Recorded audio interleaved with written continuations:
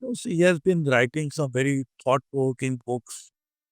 And, this is not just yet another book that you open and you forget about it once you start reading it, stop reading it. But this is one book which actually leaves a lot of strong impressions on your mind. And that's how I know Rajiv Malhotra.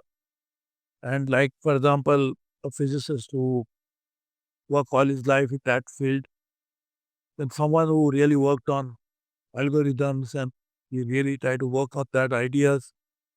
I'm to come out normally with a person so strong in physics and so strong in related issues should be able to not confine his thinking only to that area. Or normally what happens when you are studying science, you get regimented. Because science in Canada, in US and in India or in Africa or in other part of the world, wherever this science is practiced or understood, it is the same. So normally you come out in a particular way of thinking. Unlike that for Rajiv, he has been able to cross those boundaries, transcend into many other areas, and he is able to think so differently. And that's what is for the most striking part of his personality, his ideas, and his thought process. So when you talk about legacy, is normally you think about an estate, you think about something that is going to leave behind for others to use. In his case, the legacy is very simple. He whole idea, as it appears to me, is to open the minds of people to something going beyond regimented thoughts. He's the one who is guiding us to the future by saying artificial intelligence is going to do this for geopolitics, it's going to do for economics, it's going to affect your security. Already talking about future. But where the thoughts of future coming from? These thoughts of future coming from the past. That's very interesting. He is talking about wisdom, which is one of his principal thought process. The wisdom comes from the ancient civilization that India has been proud to be part of. And therefore, his legacy, in my opinion, will be to link the past and the future in a manner that you do present and start using that present moment to chart out a future trajectory of your life, of the society, of the nation, without forgetting what your inheritance is. And that's when you say legacy is for future. Inheritance comes from past. And the inheritance of such a invaluable nature, I think that's something will be will be remembered for a long time. And this is 30th anniversary of his foundation, Infinity Foundation, and rightly so.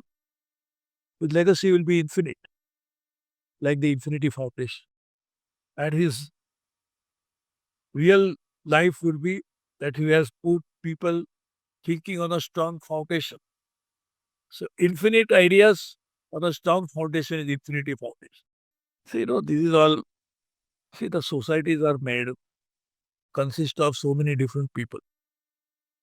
The very fact that our civilization, Sanatana Dharma, has survived for thousands of years is testimony to the fact that there are enough takers for these ideas. There are enough people who believe in such ethos. So we should not be too much concerned about who is following me or who is not. There was a very important poem by Rabindranath Tagore, Ekla Cholo. So we should follow. Keep walking. Somebody will follow you. Somebody will be next to you.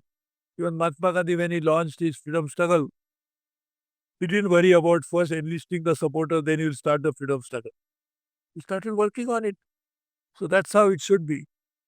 Whether intellectuals, the policymakers, or others who are not there or not, I don't think it really matters. What matters is the thought. And thought is very powerful. Thought has the abilities, has the magnetic qualities. It will attract people automatically. If the thought itself is impure, then it will die a natural death. So the thought of Sanatana Dharma, of our ancient philosophy so strong. That's why people like Rajiv Malhotra and many others are actually taking their thought forward.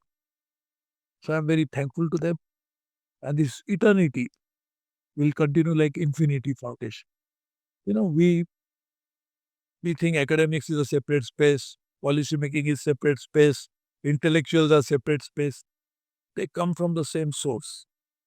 So if you really look at it, when you take some water from a river, you think this river water is far better than the groundwater. But where the groundwater comes from, the groundwater also is the same, it percolates down to the river and then it becomes a groundwater. So ultimately, surface water and groundwater are the same. So what you see on the surface, like academics, is actually a result of the so much of churning that is going on in the society. So it is always the case that academics can guide the churning or can be the result of the churning. Now we should try to be the guide and the trigger for the churning for better. That's how the academic should play a role, and that's my opinion.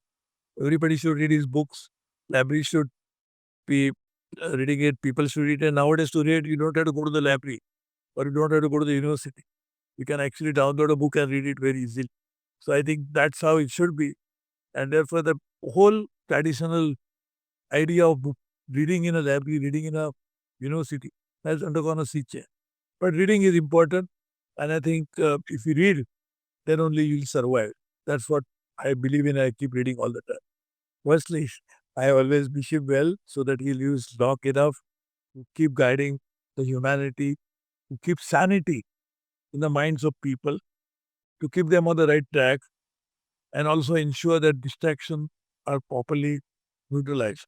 So that's what I hope and wish him all the best.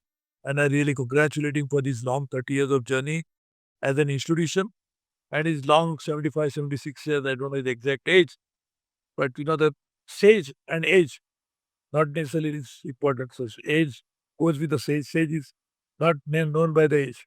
So I think he's a sage, ageless sage. So that's how he is.